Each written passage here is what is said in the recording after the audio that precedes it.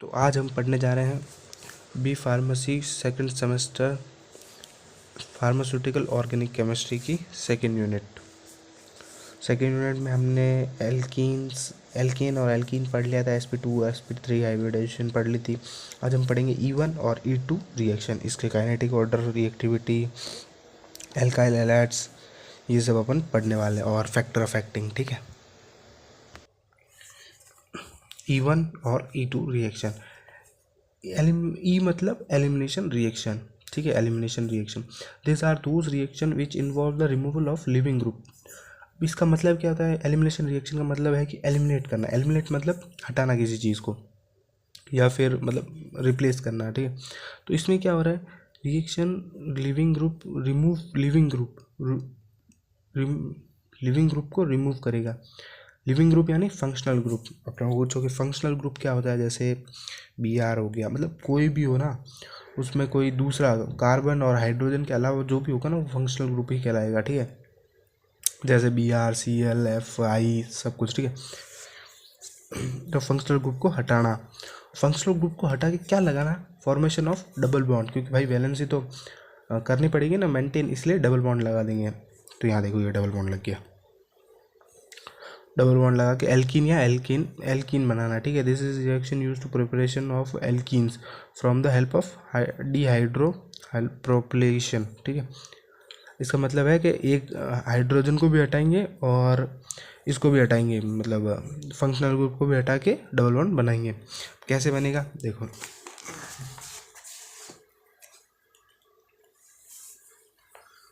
जैसे कि ये कोई कंपाउंड है ना, CH3CH2 प्लस Br। ठीक है, तो इसमें क्या होगा? जैसे ही हम हीट देंगे ना, तब क्या होगा? हीट की वजह से ना, ये है ना, इसको यहाँ से हटा देगा, और एक H यहाँ से हट जाएगा। तो अब ये क्या करेंगे? H और Br दोनों मिल के हट जाएंगे और बाहर निकल जाएंगे। पीछे क्या बचेगा? CH2 plus CH2। अब ये CH2 अब ये दोनों क्या करेंगे भाई? CH मतलब 4 होना चाहिए, एक ही आ गया, अभी भी एक बाकी रह रहा है। तो क्या करेंगे? एक डबल बॉन्ड लगा देंगे, उससे क्या हो जाएगी? इनकी वैलेंसी मेंटेन हो जाएगी। ठीक है, यही रिएक्शन है एलिमिनेशन रिएक्शन, यही है, बस इतनी ही है। ठीक है, अब देखो, जैसे यहाँ पर सेम है ना, ये यहाँ से H और Br हट जाएगा और अलग चला जाएगा और डबल बॉन्ड बन जाएगा।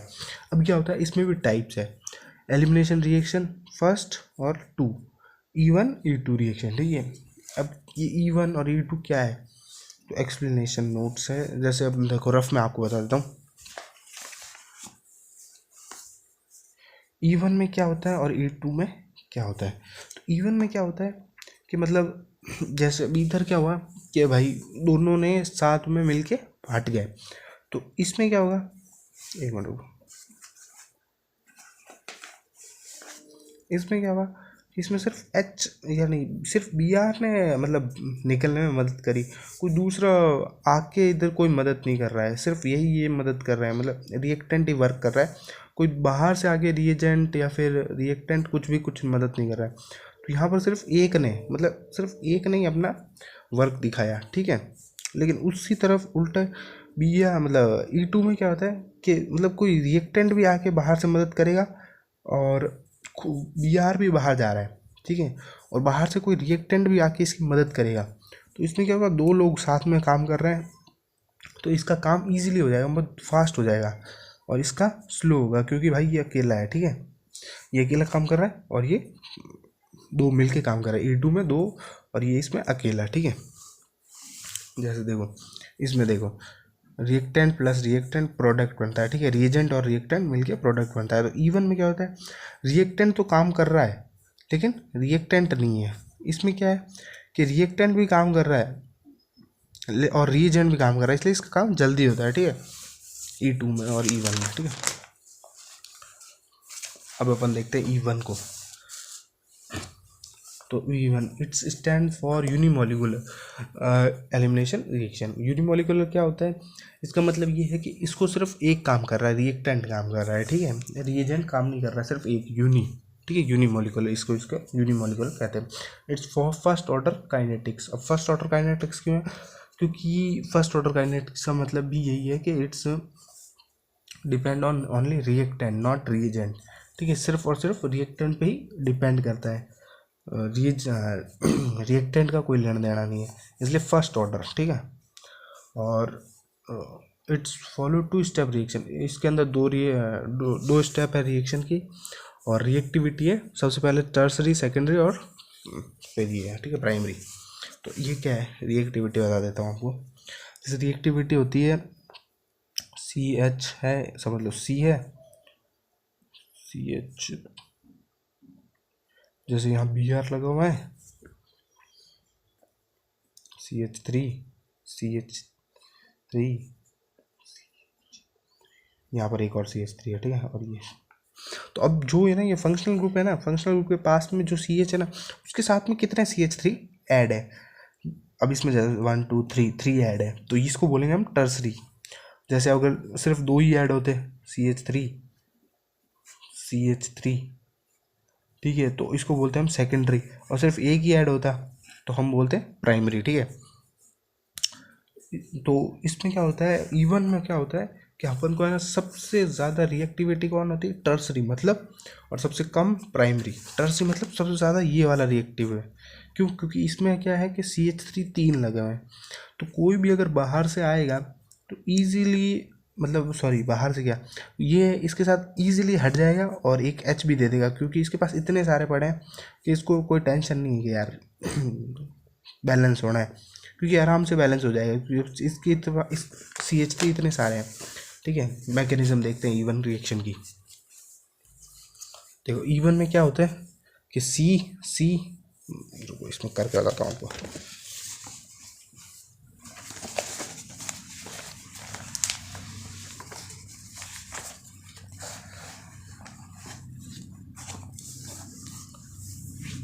देखो सी,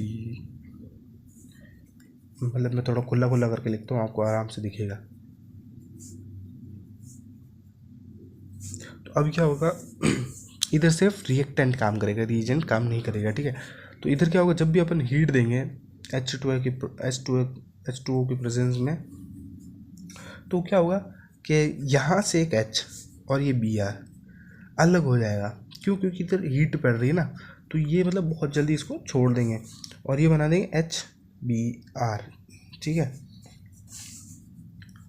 और डबल बॉन्ड बन जाएगा CH3, क्योंकि अपने आप को वापस, सॉरी CH2, ठीक, क्योंकि अपने आपको वैलेंसी मेंटेन करने के लिए बन जाएगा। अब मैं आपको थोड़ा इसमें डिटेल में बताता हूँ, ठीक है।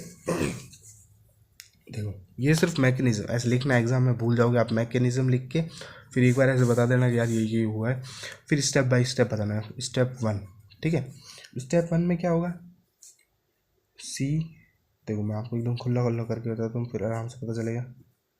और इधर अपन को टर्सरी बनाना है, क्यों, क्योंकि टर्सरी E1 में सबसे ज़्यादा मतलब स्टेबल है, ठीक है, इस अपन को बहुत इजीली रिएक्शन देती है। अब ये माइनस का है, हीट दी अपन ने, जैसे ही हीट देंगे सबसे पहले क्या होगा कि ये Br है ना, ये यहाँ से हट जाएगा, हीट देते ही सबसे पहले Br हट जाएगा। Br हटने के बाद में अभी भी इसके पास 3 H पड़े हैं, ठीक है, मतलब ये पीछे वाला H नहीं हटा, अभी सिर्फ Br हटा है, ठीक है।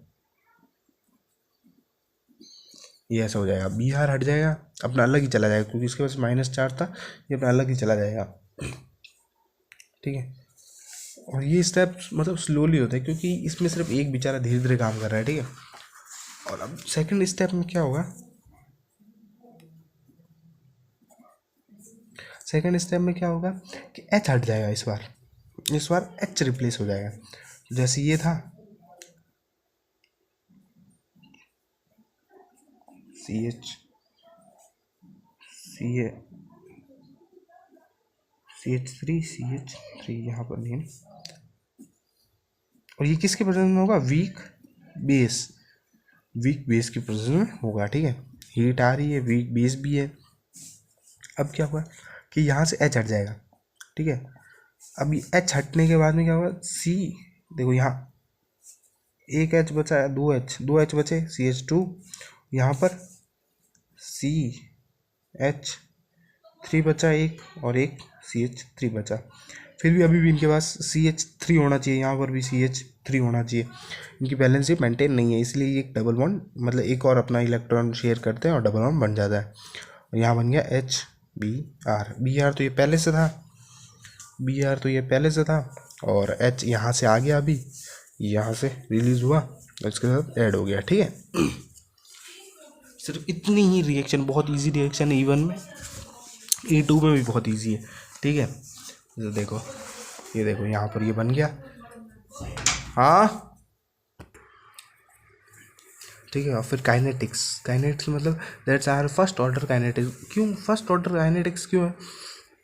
इसका मतलब है कि reaction that's rate of reaction, मतलब रिएक्शन कितनी जल्दी हो रही है, ये किसके ऊपर मतलब डिपेंड रहता है, कंसंट्रेशन ऑफ रिएक्टेंट की कंसंट्रेशन। क्योंकि भाई वही तो काम करेगा सिर्फ अकेला, ठीक है। इसीलिए रिएक्टेंट अगर जितना ज़्यादा होगा ना, रेट ऑफ रिएक्शन उतनी ही जल्दी होगी, ठीक है। So that's becomes reactant only works, सिर्फ रिएक्टेंट काम करता है, इसीलिए फर्स्ट ऑर्डर काइनेटिक्स है। ऑर्डर ऑफ रिएक्टिविटी आपको मैंने बताई दी, टर्सरी सबसे ज़्यादा रिएक्टिविटी है, सेकंड और फिर primary. Reactant depends on stability of carbocations. Carbocations क्या होते हैं, मतलब जिनके ऊपर कार्बन के ऊपर चार्ज होता है ना, उसी को अपन कार्बोकैटायंस कहते हैं। Stable because he has more attach easily by breaking bond, मतलब ट्रिपल बॉन्ड वाले मतलब इजीली ब्रेक कर देते हैं बॉन्ड और दूसरों के साथ बॉन्ड बना लेते हैं। ऑर्डर ऑफ रिएक्टिविटीज पता चल गया ना, सबसे ज़्यादा टर्सरी, सेकेंडरी, फिर प्राइमरी। टर्सरी पता चला क्या होता है, ये वाला है टर्सरी, क्योंकि इसके मतलब फंक्शनल ग्रुप के साथ जो फंक्शनल ग्रुप के पास वाला C है उसके साथ 3 CH3 जुड़े हुए हैं। और इसके सेकेंडरी है क्योंकि इसके पास फंक्शनल ग्रुप के पास वाले 2 CH3 जुड़े हुए हैं। और प्राइमरी है क्योंकि इसके पास सिर्फ एक जुड़ा हुआ है, ठीक है।